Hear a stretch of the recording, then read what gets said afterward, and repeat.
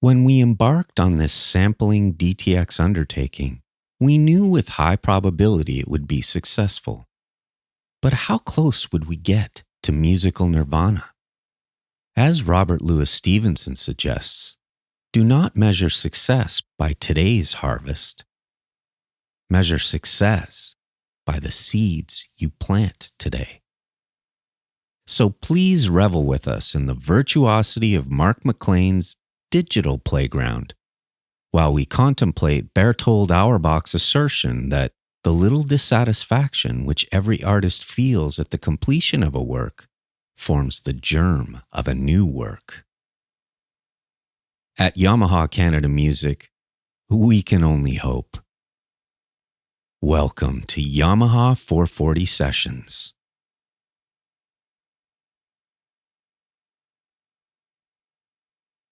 My job, once the samples were passed off to me, were to put them into the DTX Pro 10. You know, it's time consuming, but I think anything worth doing is, we did about, I think the snare drum alone is about 120 hits divided between the three sections of the pad. So took some time, but it was totally worth it. And once they're in, and it's done. And it got faster as I went along. So it was really good. So great to have the drums that I sampled in the machine. The next step was configuring the pads, the sensitivity, fooling with the velocity curves. And that was actually, I thought that was going to take a long time. That was probably the fastest thing. And there's so many little things. And the more I fiddle with it, the more, I get used to it. I like it, and I start tweaking more. It's just like, when you tweak in a mix or something like that, and you're just kind of getting your thing dialed in.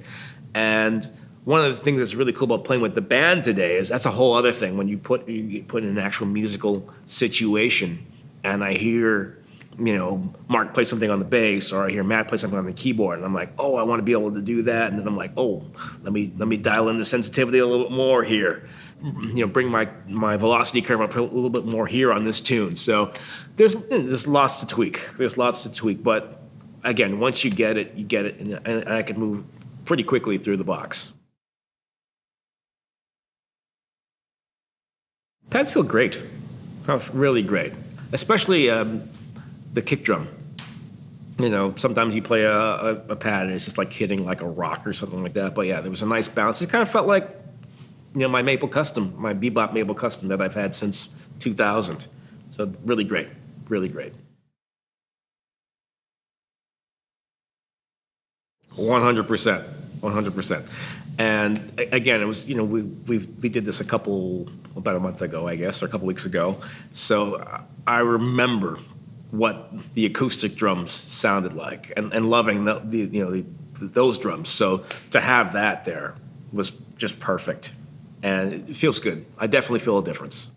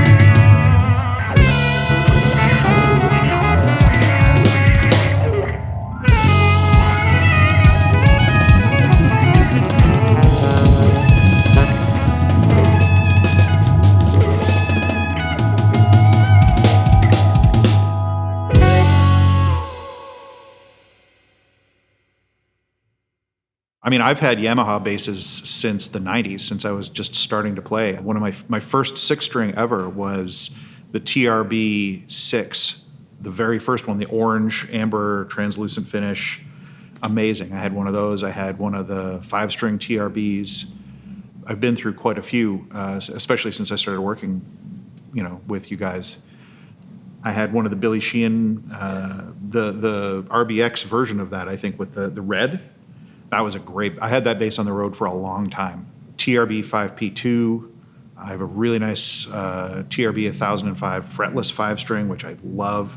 I have a BB 2025X, which was, I think, a prototype that I was given to try and just refused to return because it's so great. I still use that one all the time. That's probably my favorite rock bass of all that I've ever owned. It's unbelievable. Cool. So Yamaha instruments have been something that have been on my radar for probably 30 years now. They're great. First time I got my hands on one, and it's incredible. Feels great, completely passive. And it's really cool to have a BB where you have a volume control for each pickup, because normally it's the selector switch. And actually being able to dial in that J pickup and lean on the P pickup more is incredible. It just sounds fantastic. Yeah.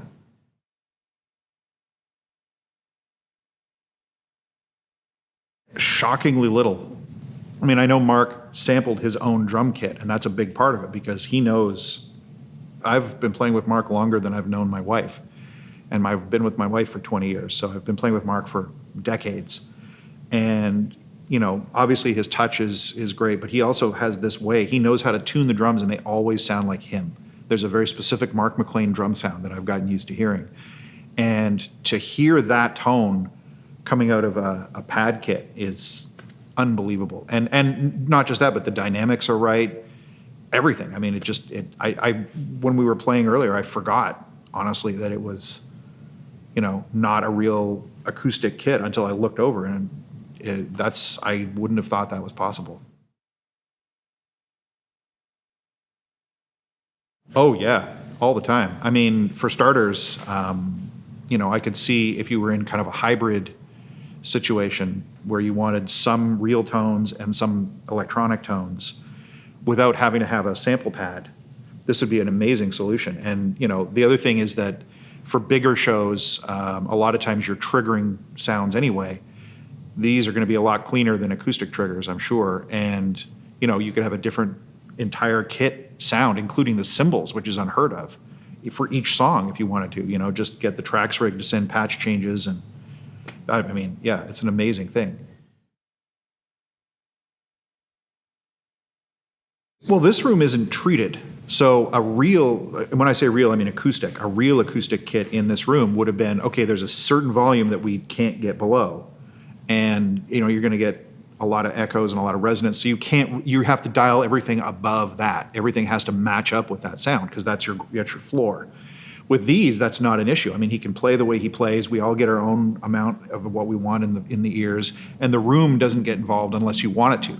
I know you guys had it through the speakers a little bit, so there was a little bit of acoustic involvement, but you can control that, and that's super cool. That's an amazing thing. Just fun.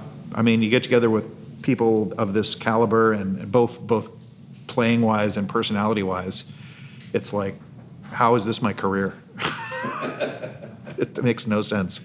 It's just too easy and fun.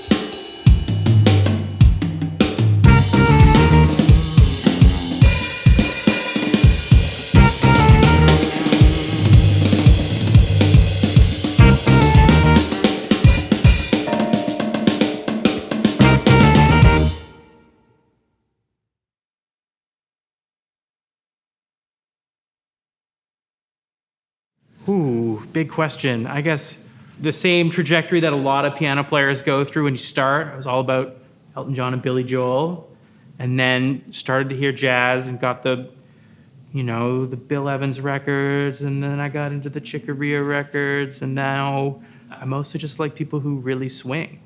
The Tommy Flanagans, I don't know who else. On organ, the great Joey, what can you say? Rest in peace. Yeah. Too soon. Yeah. I don't have one. How long has this session been going? That's as long as you played it? Pretty much, yeah. Okay, impressions of the YC60? We got it up and running pretty quick, which is really encouraging if you're parachuting in on a gig or it's backlined. Even mid-tune, to be able to I want to change something, it's all right there, and I don't have to, hunt through the manual or the menus to figure out what's going on. So yeah, been digging it. It sounds pretty good to me. I like the, you can hear a little bit of the organ standing noise, which is a nice touch. I was like, oh yeah, that's putting me in the mood. That's good, yeah. No, it sounds great.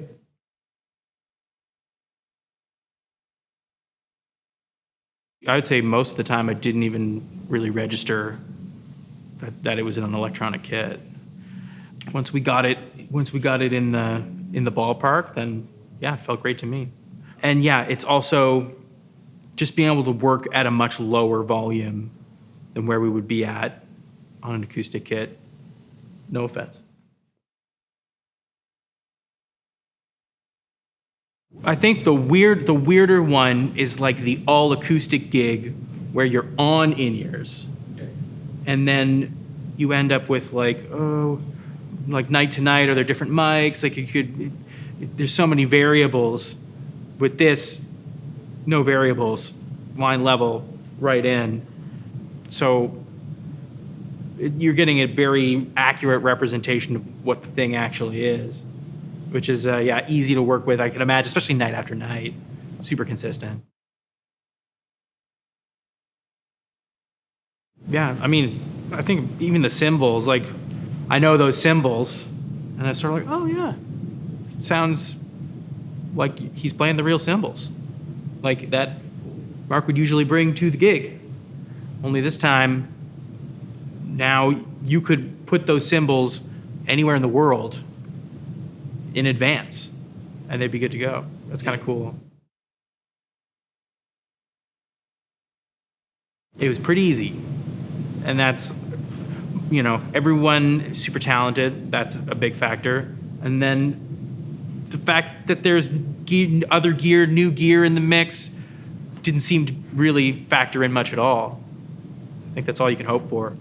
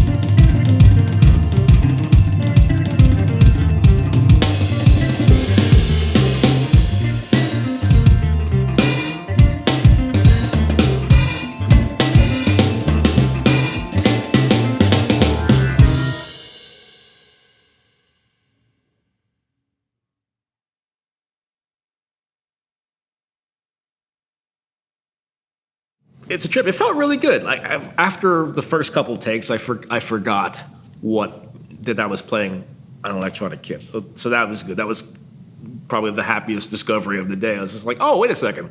I'm just thinking about music now as opposed to like, twiddling with knobs and stuff like that. And that was, that was the process though. When I first got, I don't play, I come from the acoustic side of things. So the process was to sort of get in on the technology and then get the technology out of the way. It's there, and now you can just make music, which is what I wanted to be doing. So I felt we got to I was improvising today, and we went to some interesting places, which was good. And I think if you look at when I first started with using the DTX compared to where I am now, which is only about a month it's completely different. I could be musical. I could try stuff as I would with the band in a live setting with an acoustic kit. It's a good question. I think I did a couple different things. Like honestly, I only played with one rack tom up usually and one down. So the fact that I had two there was kind of cool. And I think we had sampled the 10-inch. I think it was 10 and 12. So it was neat to have that and do a couple things. So definitely some new ideas came. But I got to do some of the stuff that I didn't think I would be able to do on electronic kit. So I got to get into some of my old stuff, and some older ideas came back. And playing with the guys, when you're playing with really great improvisers, you just react. Like Luis Dennis, who played alto today, like we haven't played together. I think the last time we played together was probably 15 years ago. So to hear that and all of a sudden you have a bunch of new ideas. I don't know what Kevin Bright's going to play ever. So that's always a new thing. Matt's on a new keyboard doing stuff, and Mark Rogers and I go back. We go back, and he's where he met his wife. Yes, and he still surprises me. So it's great. And look, and you have such great players, you can do your thing. You can do your thing and just take some chances. And sometimes you win, and sometimes you don't with the music. But it's fun. It's a DTX 10. Like, no offense to the older model, but this is a game changer. Just the sensitivity alone, and being able to muffle the drums. You could tune the drums. You have so much control over everything. Definitely. So yeah, this made it possible. And I was excited to do it. You can program a bunch of different kits in the set list feature here. So in between some of the takes, I would adjust the sensitivity to do a shuffle, and then we'd be doing a funk thing. So I adjust the sensitivity then. But you can have different kits set up. Go at your set list, so you can so there's no delay between going from South on Broadway into Wheelhouse into Stuffed Peppers. So that was one thing that's really cool too. You can just scroll down; it's all there. Very cool. Mm-hmm. Absolutely, I was definitely able to dig in a lot more. I'm a sensitive player. I tend to play the room, so to be able to. I had a lot more fun, actually, because I didn't have to think about it. You're playing, they feel like drums to me, but, you don't have to worry about, taking the piano player's head off, or especially if you're playing with an acoustic piano player. You have to be sensitive to that, and to have that not be an issue for him is great.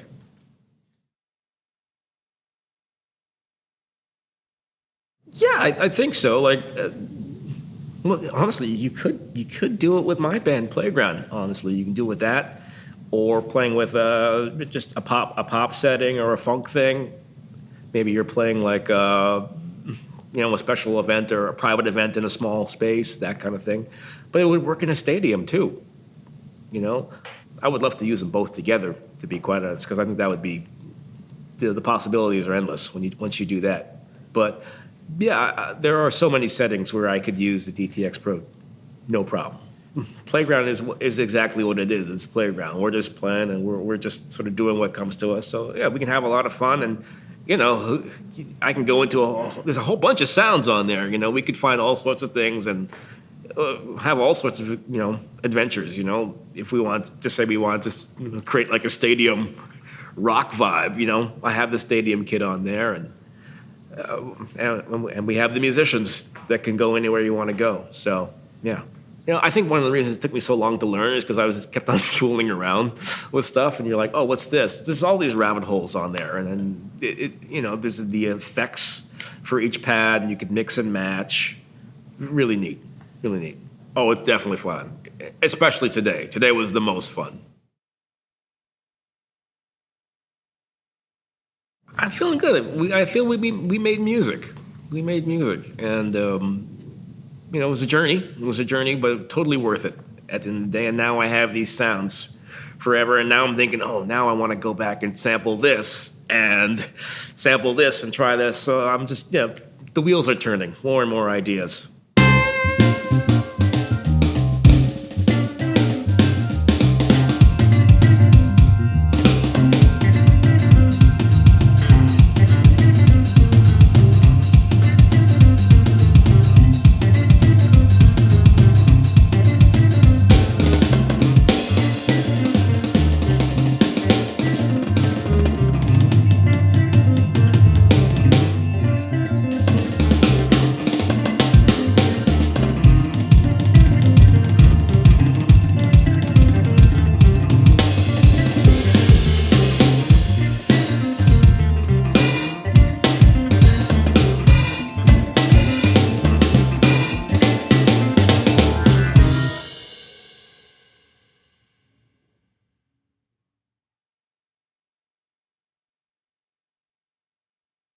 The kick drum was really got me going. It's just like it had a nice slap, a nice attack, but it had the body as well.